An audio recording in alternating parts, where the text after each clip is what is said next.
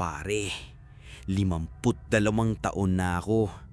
At siguro 30 taon na akong nagpapasada ng tricycle dito sa bayan namin sa Rizal. Kilala ko na ang bawat lubak, bawat eskinita, bawat asong tatahol sa pagdaan ko. Ang buhay ko, umiikot lang sa pasada, sa paghihintay ng pasahero sa pila at sa pag-uwi sa asawa ko na may dalang sapat na kita para sa pagkain kinabukasan. Simple lang, paulit-ulit, hanggang sa isang gabi.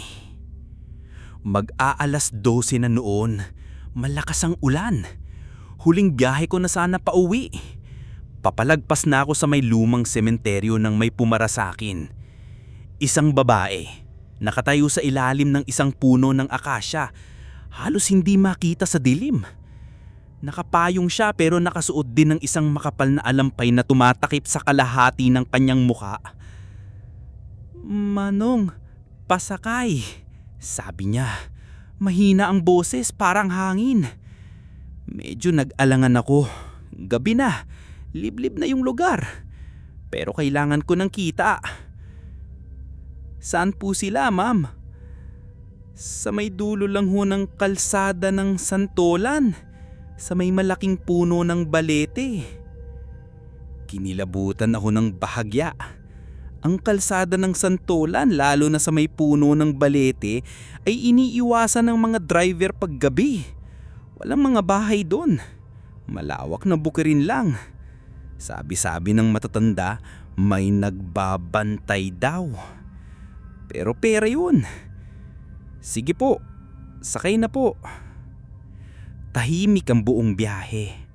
Ang naririnig ko lang ay ang patak ng ulan sa yero ng tricycle ko at ang motor na medyo hirap na. Hindi ko makita ang mukha niya sa rearview mirror dahil sa alampay. Ang napansin ko lang, buntis siya. Malaki ang tiyan. Pagdating namin sa tapat ng dambuhalang balete, pumara na siya. Nag-abot siya ng bayad.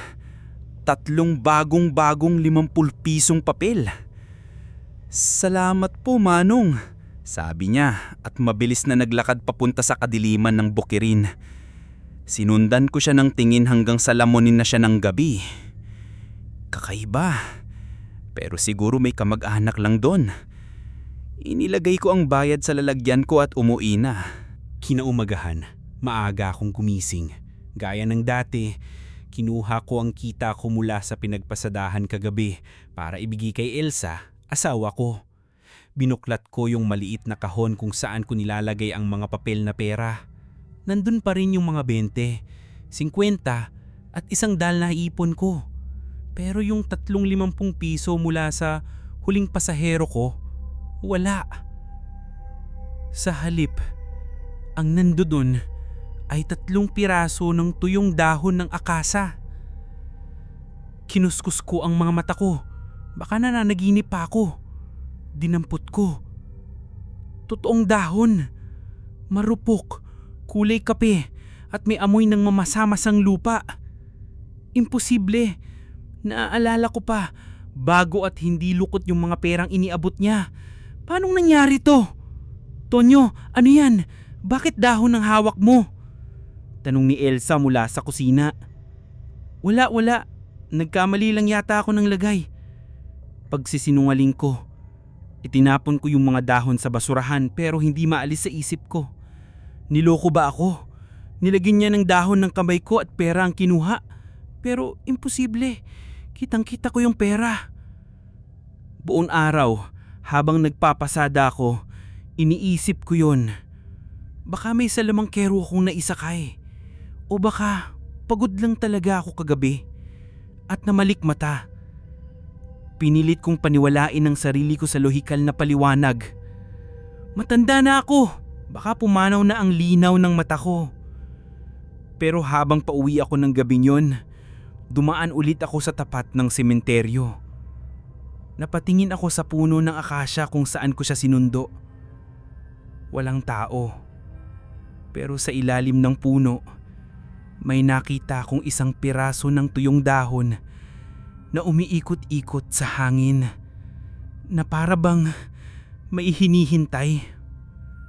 Hindi ko alam kung bakit, pero mas binilisan ko ang takbo ng tricycle ko pa uwi. Sa pila ng tricycle sa palengke, maraming kwentuhan. Dito mo maririnig ang lahat ng chismis. Kung sino ang nabuntis, kung sino ang nag-away, at kung sino ang nakakita ng kababalaghan. Kadalasan hindi ako nakikinig, pero isang araw, nakuha ang atensyon ko. Narinig niyo ba yung nangyari kay Carding? Sabi ni Mang Ben, isa sa mga pinakamatandang driver doon. Nagpapasada raw siya malapit sa balete ng Santolan kagabi. May hinatid na taga Maynila. Oh, anong nangyari? Ayun, pag uwi raw niya, lahat ng manok niya sa bakuran, patay. Walang dugo. Parang hinihigop lang ang loob. Nagtawanan yung mga mas bata. Aswang yan, Tay Ben. 2025 na, may aswang pa rin? Pero si Mang Ben, seryoso. Huwag kayong tumawa. Mula pa sa panahon ng mga lolo natin, may naglalagi na diyan. Hindi yan basta aswang. Iba. Manananggal sabi nila.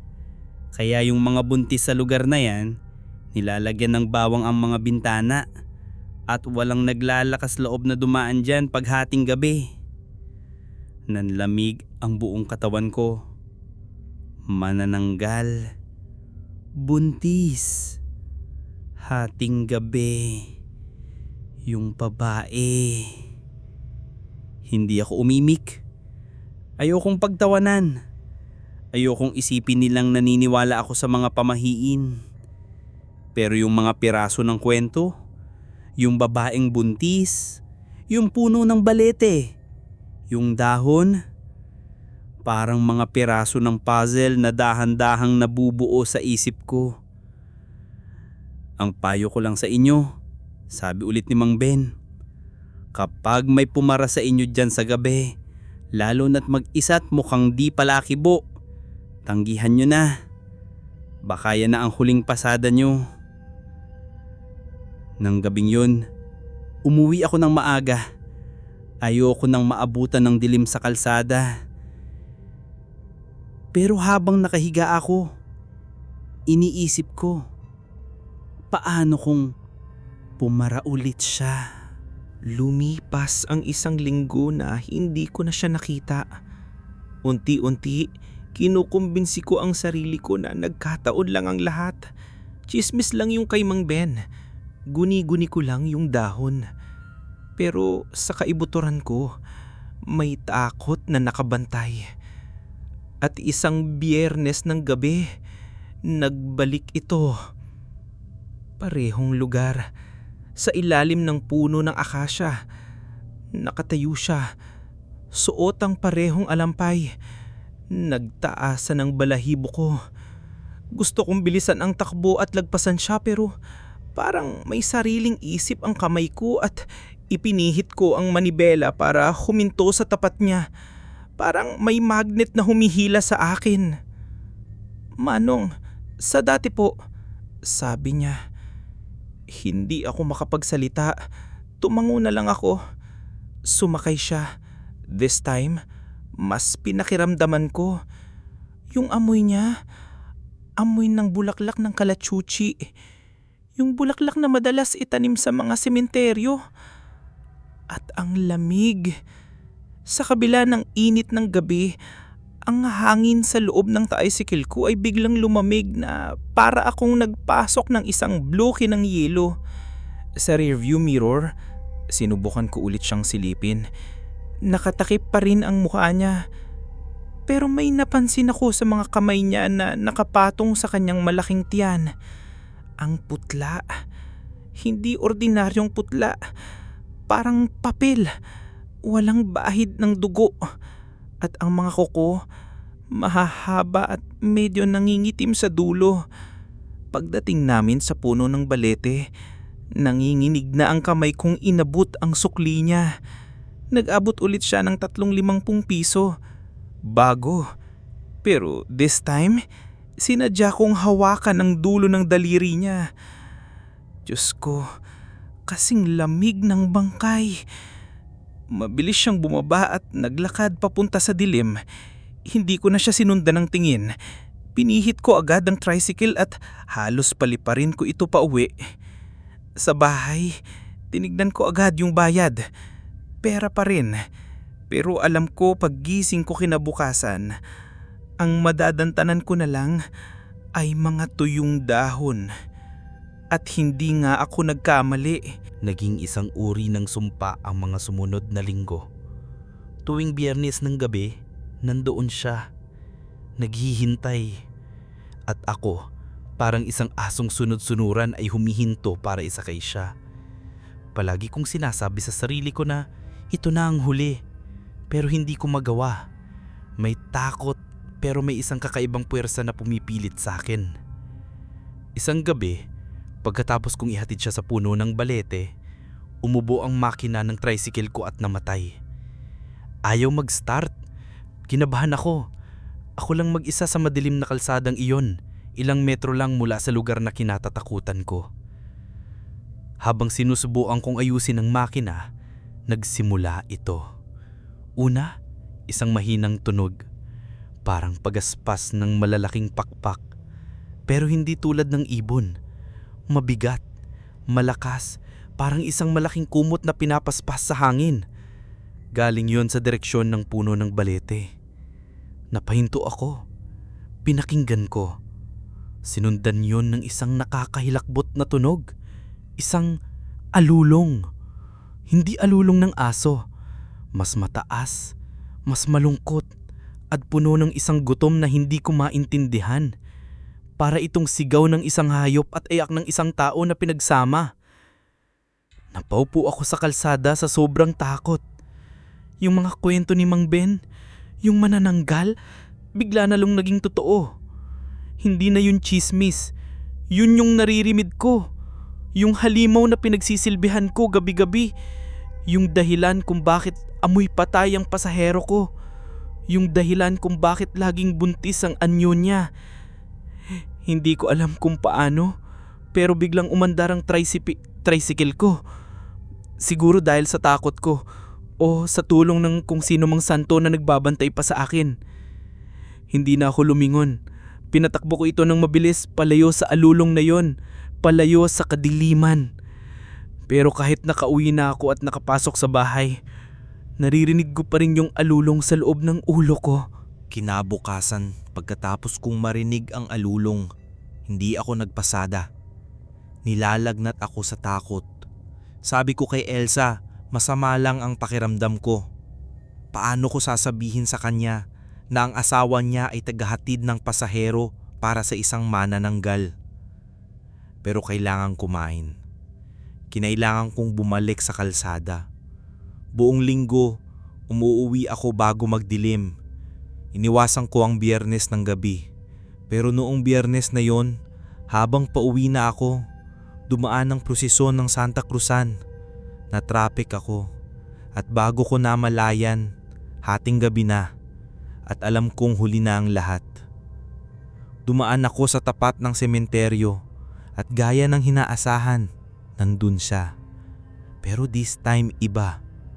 Hindi siya kalmado. Parang balisa. Linga-linga sa paligid. "Manong, dalian po natin," sabi niya pagsakay. At sa unang pagkakataon, may panginginig sa boses niya. Hindi ko na kailangan tanungin kung saan. Nagmaneho ako ng mabilis papunta sa Santolan. Habang nasa biyahe, may naamoy akong kakaiba. Hindi na amoy kalatsutsi. Amoy dugo. Sariwang dugo. Pagdating sa puno, halos tumalon siya palabas ng tricycle. Sa pagmamadali niya, hindi niya namalayan na naiwan niya ang isa niyang sapin sa paa. Isang lumang bakya na gawa sa kahon. Nang makaalis na siya, bumaba ako para kunin yung bakya. Baka sakaling pag naibalik ko, matatapos na to. Pagdampot ko, napansin kong mabigat ito para sa isang pirasong kahoy. At yung mansa na nakita ko dati, hindi pala yun ordinaryong dumi. Itim na itim, parang mantika, at may amoy na lansa. Sa ilalim ng bakya, may nakaukit na mga letrang halos hindi na mabasa. A. S. Itinago ko yung bakya sa ilalim ng upuan ng tricycle. Parang hawak kong isang bagay na isinumpa, isang ebidensya ng aking kasalanan. Sa pag-uwi ko, alam kong hindi ko na ito kayang sarilinin. Kinabukasan, dinala ko yung bakya kay Mang Ben. Siya lang ang alam kong makakaintindi. Pinakita ko sa kanya. Tinitigan niya ito ng matagal. Inamoy at hinawakan. Pagkatapos, tumingin siya sa akin. Ang mga mata niya ay puno ng awa. "Tonyo," sabi niya, "alam ko na kung sino ang pasahero mo." Umupo kami sa isang bangko sa tapat na terminal at ikinuwento niya sa akin ang isang alamat na halos kinalimutan na ng bayan. Noong araw daw, may isang magandang babae na nagngangalang Ana Santos, AS. Nabuntis siya ng isang mayamang lalaki na hindi siya pinanagutan. Sa kahihiyan, itinago siya ng kanyang pamilya. Isang gabi, malapit na siyang manganak. Naglakad siya papunta sa puno ng balete para kitilin ang sariling buhay. Pero bago niya magawa yun, natagpuan siya ng manananggal. Ang manananggal, sabi ni Mang Ben, ay hindi lang kumakain ng sanggol. Minsan, kapag nakahanap sila ng isang kaluluwang puno ng pighati at galit, ginagawa nila itong pain.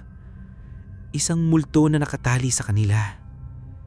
Ang pasahero ko, si Ana, ay hindi ang manananggal. Siya ang multo ng kauna-unahang biktima nito sa lugar na yun. Isang kaluluwang hindi matahimik na inuutusan ng halimaw na maghanap ng mga susunod na biktima. Mga buntis na naliligaw o mga taong may mahinang kalooban. Ang anyo niyang buntis ay isang alaala ng kanyang sinapit.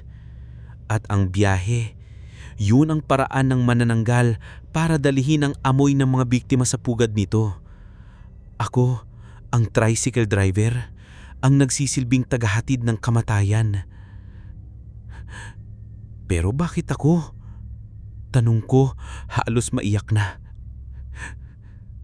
Dahil ikaw ang palaging huling umuwi. Ikaw ang palaging dumadaan sa ruta niya. At dahil ng unang beses na pumara siya, hindi ka tumanggi. Ang bakyang yan ang taling nag-uugnay sa iyo sa kanya. Habang hawak mo yan, babalik at babalik siya sa iyo. Pagkatapos ng paliwanag ni Mang Ben, para akong sinentensyahan. Itapon ko raw yung bakya sa ilog na umaagos, sabi niya, para maputol ang ugnayan. Pero hindi ko magawa. Paano kung sa pagtapon ko, magalit yung halimaw at ako naman ang balikan? Ang bakya, kahit isinumpa, ay naging parang anting-anting ko na rin. Isang bagay na pamilyar sa gitna ng katakutan. Hindi na ako nagpasada ng gabi, anuman ang mangyari, kahit maggutom kami. Isang gabi, habang nakaupo ako sa sala at nagkakape, biglang nagtahulan ng mga aso sa buong kapitbahayan. Isang tahol na puno ng takot. Tumingin ako sa bintana. Kabilugan ng buwan noon, maliwanag ang langit at nakita ko ito. Mula sa silangan, isang malaking anino ang dumaan sa harap ng buwan. Ang hugis, hindi may kakaila. Isang katawan ng babae pero walang mga binte. At sa likod nito, may malalapad at parang paniking na mga pakpak. Lumilipad ito ng mabagal, marangal, na parang hari ng kadiliman. Papunta ito sa direksyon ng santolan. Napabitawan ako sa tasa ko, nabasa ang sahig ng kape. Nanginginig ako mula ulo hanggang paa. Dati, naririnig ko lang. Ngayon, nakita ko na. Totoo siya. At alam niyang hindi ako nagpasada. Alam niyang hindi ko dinala ang pain niya.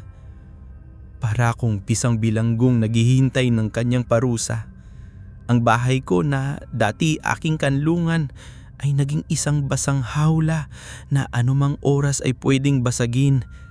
Paano kung mapagod siyang maghintay sa kalsada? Paano kung sa susunod, sa pinto ko na siya kumatok? Ang aninong may pakpak, yung imahe na yon ay nakatatak na sa isip ko. Ang imahe ng gutom na lumilipad sa kalangitan at alam kong naghahanap ito at alam kong kilala niya ako. Hindi na siyang nagpakita sa kalsada. Akala ko, sa wakas, tinantanan na niya ako. Pero isang gabi, habang mahimbing na ang tulog ni Elsa, may narinig akong mahinang katok sa pinto. 3 beses. Bumangon ako, kinakabahan. Sumilip ako sa siwang ng bintana. Nandun siya, si Ana. Pero sa unang pagkakataon, wala na ang alampay niya. Nakita ko ang kanyang mukha. Maganda siya, gaya ng sabi ni Mang Ben. Pero malungkot at medyo transparent. Nakikita ko ang pader sa likod niya sa pamamagitan ng kanyang balikat. Isang tunay na multo. Manong Tonyo, sabi niya, ang boses niya ay malinaw na ngayon, hindi na pabulong. Patawad sa abala, ngunit kailangan ko ng tulong mo. Anong kailangan mo sa akin? Tapos na. Ayoko na. Sabi ko sa pamamagitan ng nakasarang pinto. Hindi ito para sa akin, sabi niya, at may tumulong luha sa kanyang mga mata. Mga luhang parang usok. Ang amo ko, gutom na siya at may nakita na siyang kapalit. Ang kapitbahay ninyo, si Nelia. Buntis siya, Biba. Ngayong gabi, ang kanyang kabuwanan. Si Nelia, ang asawa ng kumpari ko. Buntis nga. Napatingin ako sa bintana ng bahay nila. Madilim na. Kung hindi mo ako isasakay ngayon, siya ang pupuntahan ng halimaw. Mag-isa. Sabi ni Ana. Ngunit kung isasakay mo ako, may bibigay ko sa kanya ang amoy ko. Malilito siya. At bibigyan mo ng pagkakataon si Nelia at ang kanyang anak na makita ang umaga. Ito na yun, ang pagpipilian. Maging duwag at hayaang mamatay ang aking kumpare at ang kanyang pamilya. O harapin ang pinakamalaking takot ko, ang magmaneho papunta sa pugad ng demonyo kasama ang multo na nagsisilbi dito. Tumingin ako sa tricycle ko na nakaparada sa labas. Pagkatapos, tumingin ako sa natutulog na mukha ni Elsa. Kinuha ko ang susi at kinuha ko ang lumang bakya mula sa ilalim ng kama. Binuksan ko ang pinto. Tumango lang si Ana at sumakay sa tricycle. Walang bayad, walang salita. Tahimik kaming bumiyahe sa madilim na kalsada. Pagdating namin sa puno ng balete, bumaba siya, pero this time, hindi siya naglakad papunta sa bukirin. Humarap siya sa akin. Salamat, Manong Tonyo, sabi niya. Dito na ako maghihintay. Paano ka makakaalis? Tanong ko. Itinuro niya ang bakya na hawak ko. Isinumpa ako kasama niyan. Ibalik mo yan sa lupa kung saan ako unang natagpuan.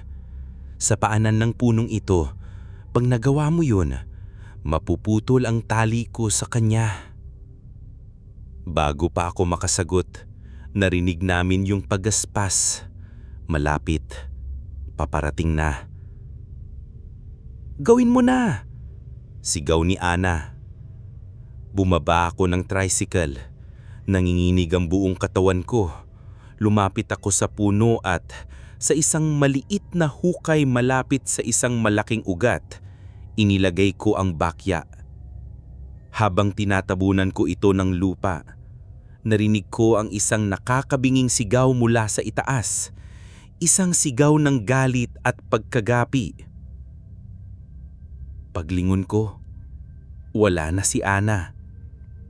Ang naiwan na lang ay ang amoy ng kalachuchi at isang pakiramdam ng kapayapaan.